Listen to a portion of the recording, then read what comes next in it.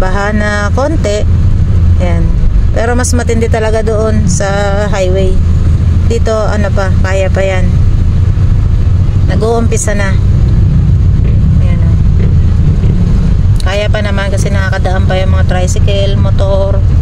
Medyo mababaw pa dito.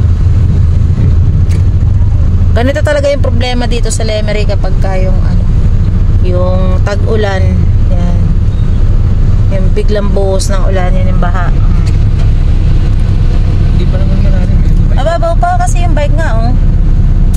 Pero doon yan, sigurado yan malalim na doon sa highway. Kaya okay pa yan.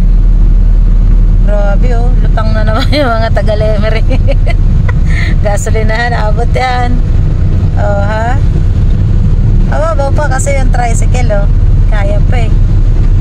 Eh tayo mataas naman eh. Tontuwa pa itong mga batang to oh.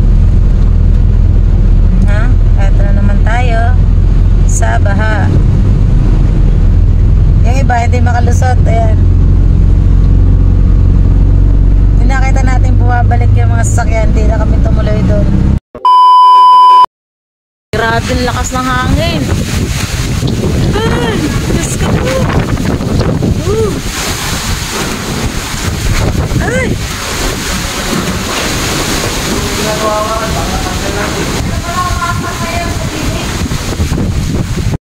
Lakas talaga.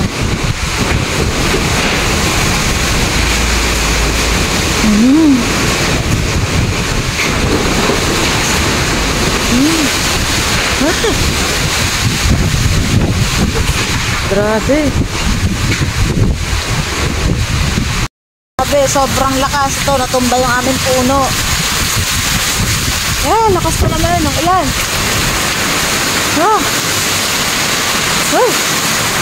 Grabe. Yun. Tulo doon. Lakas ng tulo sa dulo. Ay, oo. Bakali pa rin. Gusto po. Ayan na naman. Ito na naman yung malakas na ulan at hangin. Talagang nadadala.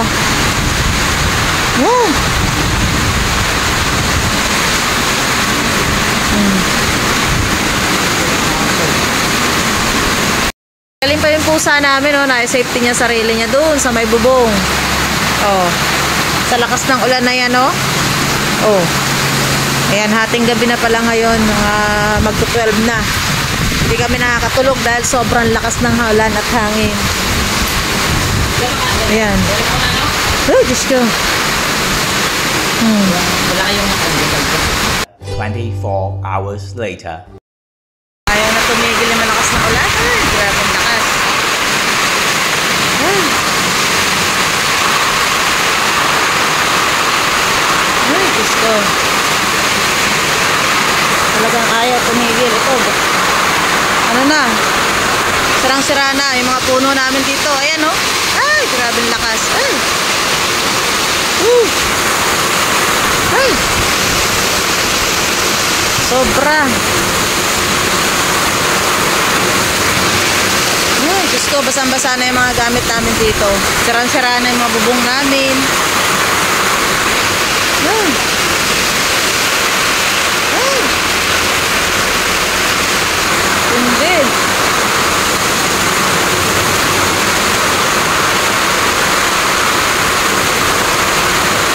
Diyos ko, ngayon lang umulan ng ganito kalakas dito sa amin. Ay.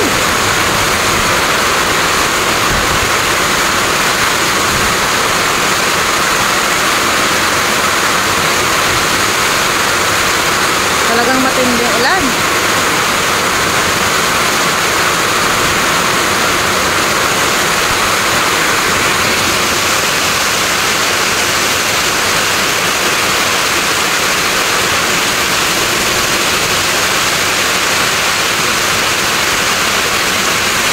Hindi talaga yung lakas ng bagyo dito. Yung mga saging, oh, tala. Yung mga yero natin, oh. Grabe. Ngayon lang nangyari sa atin to. Alin? Ay, Diyos ko po. Nagliparan, ano? Nakakatakot na. Kanina madaling araw, hindi ako nakakatulog. Nakahiga lang ako. Ako yung talagang nagdadasal. At naku, sabi ko, Diyos ko. Yan, kagaya niya, no? Basang-basa na yung ibang mga ano dyan. Oo.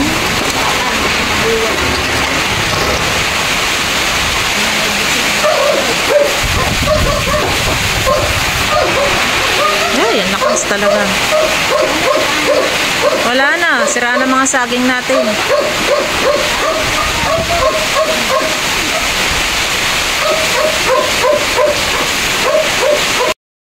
Ano to?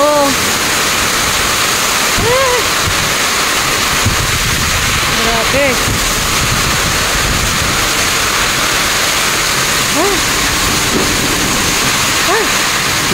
Tatanggalan ng mga yero.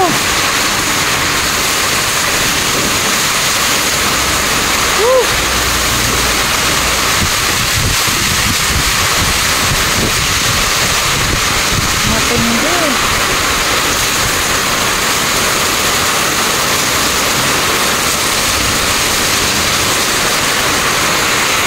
Talaga tong ulan na to.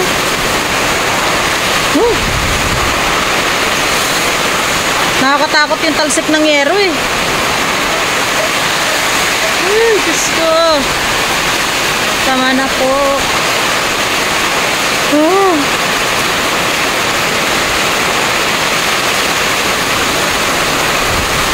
Yung mga alaga ko kayang bibi doon. Delikado yun. Baka ano kaya yun. Grabe. Nagtago sila?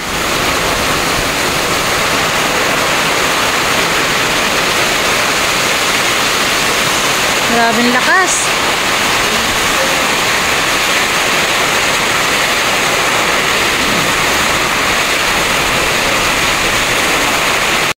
Itong ulan na to, sira. Oo, wala na yun. Yung mga bago, Pwede pa yun. Bugok na yun.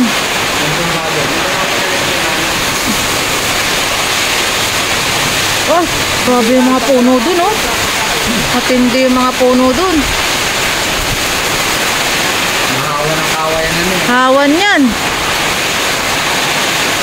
Wala, sa lanta ang ating mga pananim. Ang gaganda pa naman na sana ng saging. Wala. Yung isa yata doon na saging, pwede na yun eh. Ano, yung medyo... Diyos ko po. Ayan nga, oh. Ay. Grabe talagang lakas.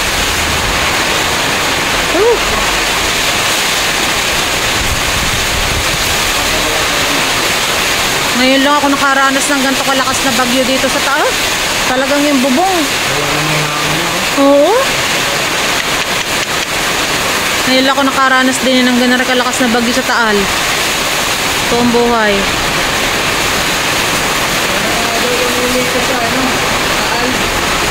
Saan? Lalo sa Lemer yan, bahang-baha na yan. Doon sa may bypass na yon, kahapon nga, baha na pagdaan namin eh. Eh lalo ngayon. Sambal nga, lubog. Yung court kami sambal na covered court. Naku, kawawa naman sila Roxanne, nando doon yun. Patid ni Nardo. Sobrang lakas.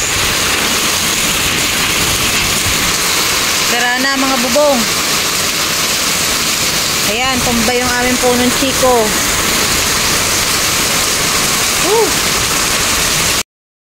Grabe tong ulan na to, wala nang tigil. 24 hours na naganto kalakas ng ulan.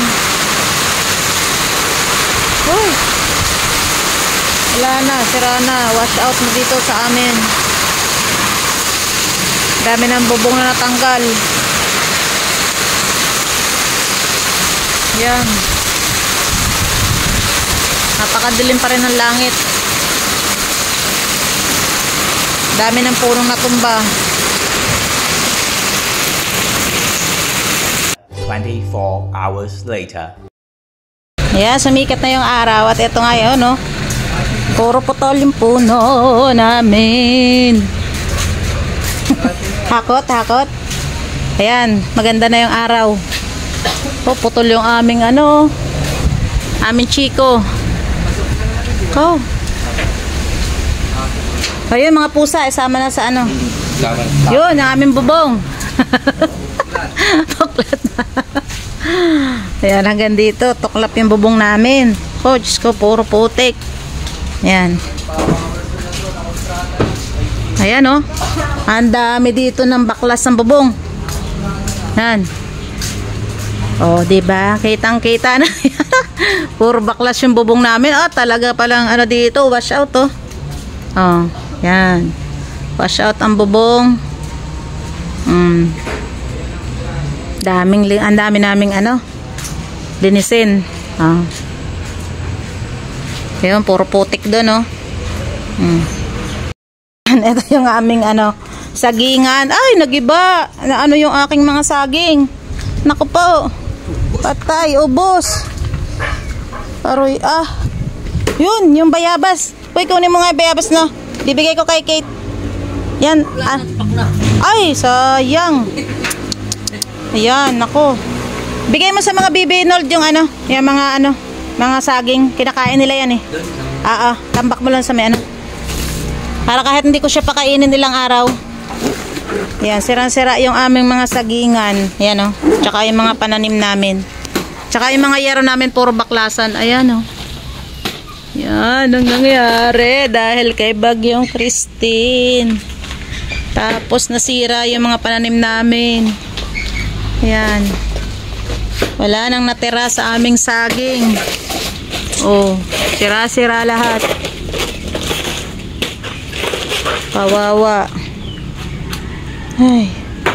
Grabe yung sinapit ng aking mga pananim talaga. Oh, yan. Pati mga halaman ko dito sa baba. Yung mga tanim ko dyan, mga kangkong, mga ano. Sira-sira na lahat. Wala nang sinanto. Kasali na kayo sa tupad. Ayan, yan po yung mga kasali sa tupad. Binibidyohan ko lang kasi para may ano sila. May pruweba na kasali sila sa tupad. Nagwalis sila. Ilan kayo dyan? 2, 4, 6. 6 kayong kasali sa tupad.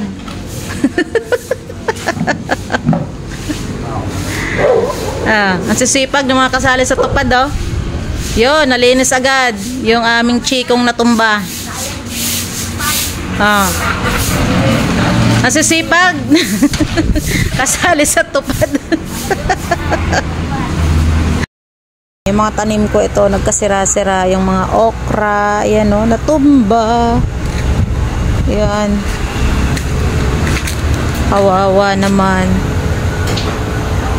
Sayang, may mga bunga pa man din yan. Ayan, oh.